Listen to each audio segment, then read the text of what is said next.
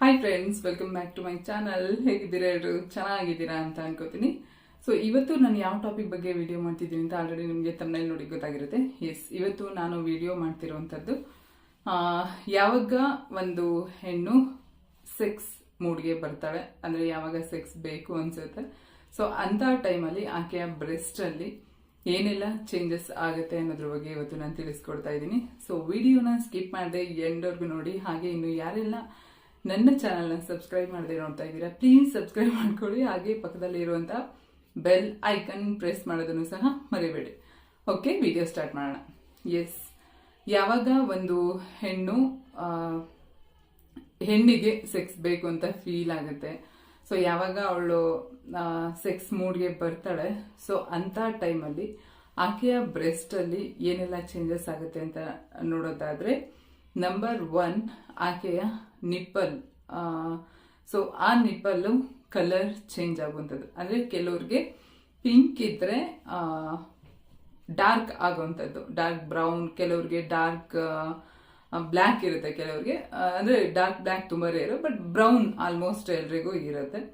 ಕೆಲವರು ಪಿಂಕ್ ಇಲ್ಲ ಅಂತ ಅನ್ಕೋತಿರಲ್ಲ. ಪಿಂಕ್ ಆಲ್ಮೋಸ್ಟ್ ನಮ್ಮ ಇಂಡಿಯಾದವ್ರಿಗೆ, ನಮ್ಮ ದೇಶದವ್ರಿಗೆ ಯಾರಿಗೂ ಇರೋದಿಲ್ಲ ಪಿಂಕ್.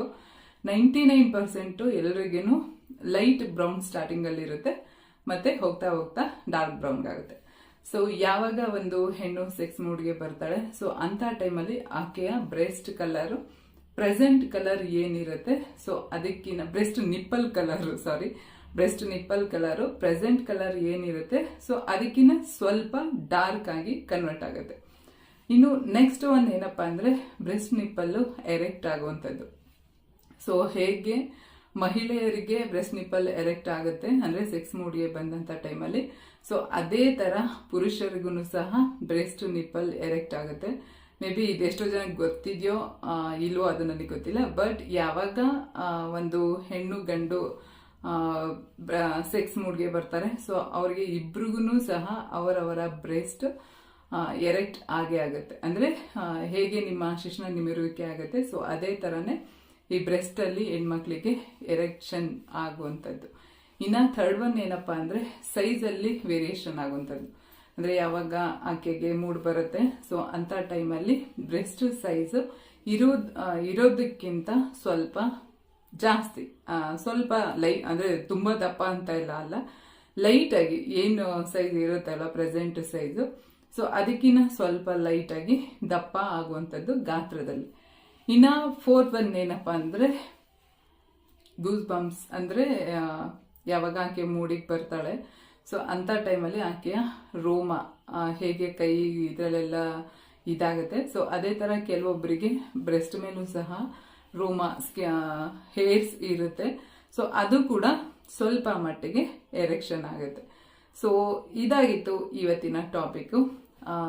ಈ ಟಾಪಿಕ್ ನಿಮ್ಮೆಲ್ರಿಗೂ ಇಷ್ಟ ಆಯ್ತು ಅನ್ಕೋತೀನಿ. ಹಾಗೆ ಇನ್ನೊಂದು ಏನಪ್ಪಾ ಅಂದ್ರೆ ಯಾರಿಗೆ ಈ ಫ್ಯಾಮಿಲಿಯಲ್ಲಿ ಸಂಸಾರದಲ್ಲಿ ಜಗಳ ಅಥವಾ ಬೇಜಾರು ಮುನ್ಸು ಇರುತ್ತೆ, ಮತ್ತೆ ಯಾರು ಈ ಸಾಲ ನಿಮ್ಮ ಹತ್ರ ತಗೊಂಡವರು ರಿಟರ್ನ್ ಮಾಡಿರೋದಿಲ್ಲ, ಅಥವಾ ನಿಮಗೆ ಸಾಲ ಇದ್ದು ನಿಮ್ಗೆ ಅದನ್ನ ತೀರ್ಸಕ್ ಆಗ್ತಾ ಇರಲ್ಲ, ಮತ್ತೆ ಈ ಪ್ರೀತಿಲಿ ಏನಾದ್ರೂ ನಿಮ್ಗೆ ಲವ್ ಫೇಲ್ಯೂರ್ ಆಗಿದ್ರೆ, ಸೊ ಇದೆಲ್ಲ ಪ್ರಾಬ್ಲಮ್ಗಳಿಗೂ ಈ ಕೆಳಗಡೆ ಸ್ಕ್ರೀನ್ ಅಲ್ಲಿ ಬರ್ತಿರುವಂತಹ ಗುರುಜಿ ಏನಿದ್ದಾರೆ, ಸೊ ಅವ್ರು ನಿಮ್ಗೆ ಪರಿಹಾರ ಕಂಡುಕೊಡ್ತಾರೆ. ಅದು ಇನ್ಸ್ಟೆಂಟ್ ಆಗಿ, ತುಂಬಾ ದಿನ ಟೈಮ್ ಏನು ತಗೊಳ್ಳೋದಿಲ್ಲ. ಸೊ ಇನ್ಸ್ಟೆಂಟ್ ಆಗಿ ನಿಮ್ಗೆ ಅವರು ಪ್ರಾಬ್ಲಮ್ಗಳನ್ನ ಸಾಲ್ವ್ ಮಾಡ್ಕೊಡೋದಕ್ಕೆ ಹೆಲ್ಪ್ ಮಾಡ್ತಾರೆ. ಸೊ ಸ್ಕ್ರೀನ್ ಅಲ್ಲಿ ಕಾಣ್ತಿರುವಂತ ನಂಬರ್ಗೆ ನೀವು ಕಾಲ್ ಮಾಡಿದ್ರೆ ಅವ್ರು ನಿಮ್ಗೆ ಸಿಗ್ತಾರೆ. ಓಕೆನಾ? ಸೊ ಇದಾಗಿತ್ತು ಇವತ್ತಿನ ಟಾಪಿಕ್. ನಿಮ್ಮೆಲ್ಲರಿಗೂ ಇಷ್ಟ ಆಯ್ತು ಅನ್ಕೋತೀನಿ. ವಿಡಿಯೋ ಇಷ್ಟ ಆಗಿದ್ರೆ ಲೈಕ್, ಶೇರ್, ಸಬ್ಸ್ಕ್ರೈಬ್ ಮಾಡೋದನ್ನ ಮರಿಬೇಡಿ. Thank you so much. Love you all.